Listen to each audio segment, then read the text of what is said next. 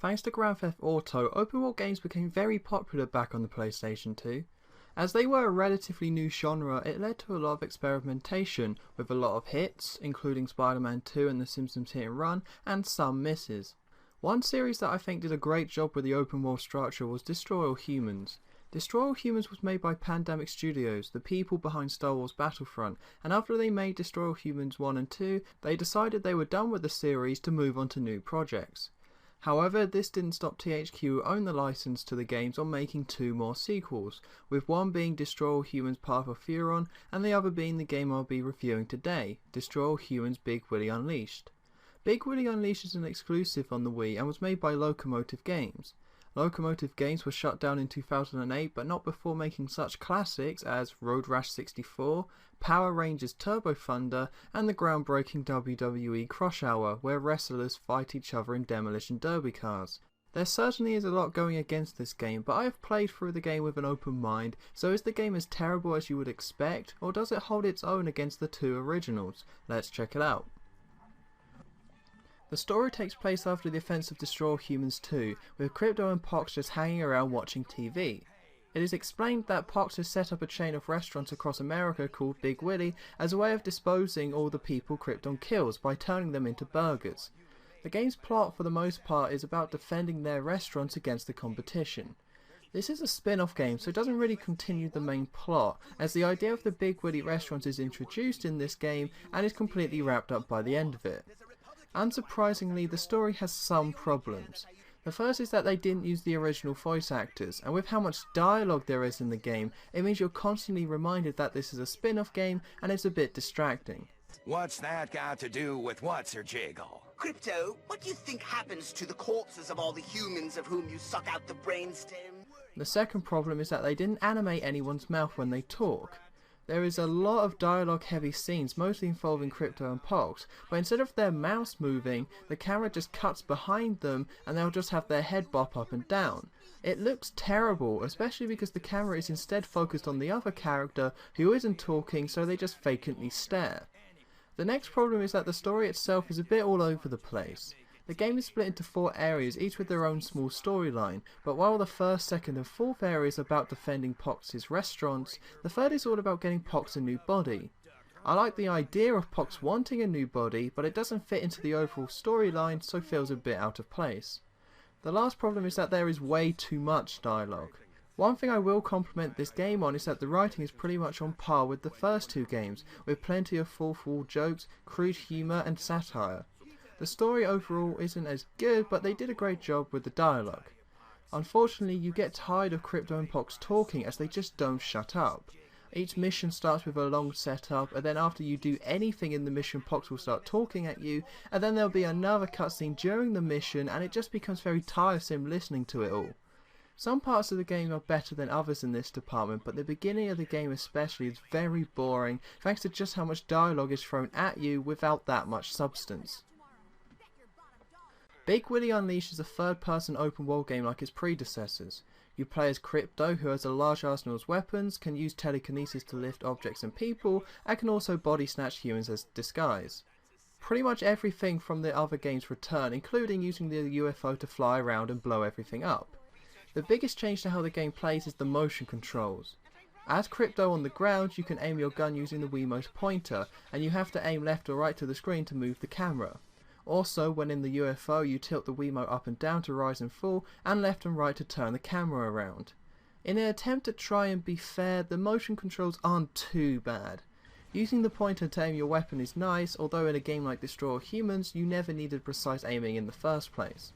While controlling the camera by tilting is technically okay, it makes you too aware of the fact that you're holding a controller, as if you move your hand slightly, the camera just flips out. The main problem is that the motion controls just weren't necessary, and while they aren't too bad to use, they feel very forced and will annoy anyone who doesn't like using the Wiimote in the first place. Destroy All Humans is an open world game, but it's split into different locations. To progress through the game, you have to go to a mission marker on your map, do whatever task is set for you, which can include from anything to blowing up buildings to abducting humans, and then you unlock the next mission. Big Willy Unleashed features the same missions from the previous games, which means there's a good variety to them. Unfortunately they don't quite play as well, and there is very little new sorts of missions. Now the original games were a bit rough around the edges when it came to the missions, as some of them weren't too fun to play, but here most of the missions are just dull. They're either too long, or filled with too much dialogue, or just simply uninspired. It also didn't help when some missions involving your UFO make you try and avoid gunfire missiles which are unavoidable, and there are some missions that take place near large amounts of water, but if you go anywhere near the water it's an instant kill.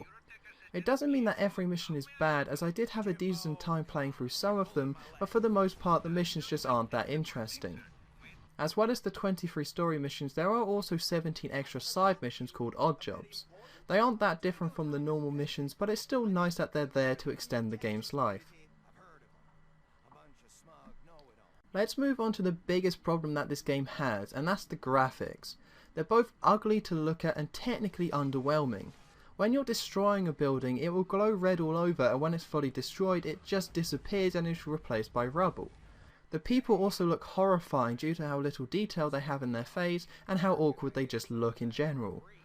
They all look like they should be in Harry Potter's and the Philosopher's Stone on the PS1 rather than a Wii game.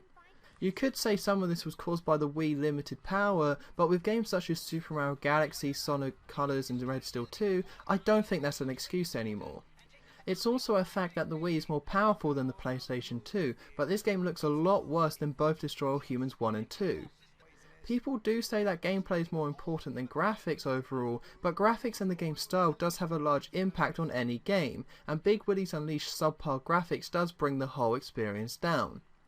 In Destroy All Humans, part of the fun was the childish satisfaction of blowing things up and killing everyone, but the poor animations and terrible graphics take away from that.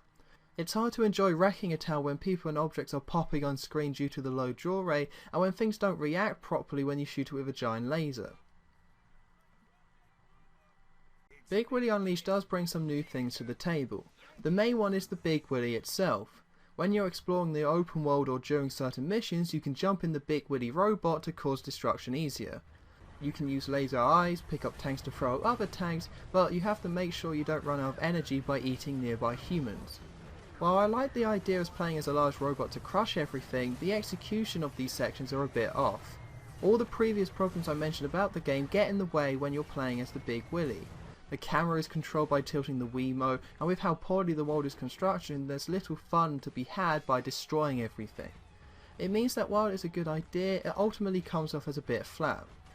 Crypto also has 3 new weapons to use. They are a zombie gun, a ball of lightning and a shrink ray, and if I'm being honest, they're actually cool and fun to use. The zombie gun turns people into zombies who will then attack other people and turn them into zombies, and it's cool creating your own zombie outbreak. Yet again, the new weapons are brought down by the horrible graphics, so while I did enjoy using the both and new weapons, they're not as fun to use as they could have been. There have also been some changes to the upgrade system. Each upgrade to your weapon, PK powers and health each now have specific requirements, so if you want to upgrade your death ray you have to kill a certain number of people with it. You also still need to collect energy cells for each upgrade, which you will either earn by completing side missions or find them hidden across the areas. The upgrade system is actually an improvement over the other games, as you no longer have to grind for DNA, you just have to keep an eye out for energy cells and use the weapons you want to improve. I mentioned that there are 23 story missions, but most of them are quite short, which meant that I was able to beat this game in 4.5 hours. I did only have a 56% completion rating, but it would only have taken another couple of hours to get 100%, so overall this game is lacking in content. I suppose I should also mention there is a multiplayer mode, but there's no way I'm going anywhere near that. Destroy All Humans Big Willy Unleashed had problems across the board. The motion controls feel out of place, the graphics make it look like an early PS2 title at best, and you can beat the game in an afternoon. I will say though that I didn't have that bad of a time playing through it. After an hour in, I was able to ignore a lot of the problems, and this game does still have that Destroy All Humans charm to it, so I didn't have that bad of a time with the game. It's also a pretty easy game, so it never becomes annoying, which makes it far from the worst game or most offensive one I've ever reviewed. Unfortunately, this doesn't mean I would recommend it, as every aspect of this game has its problems.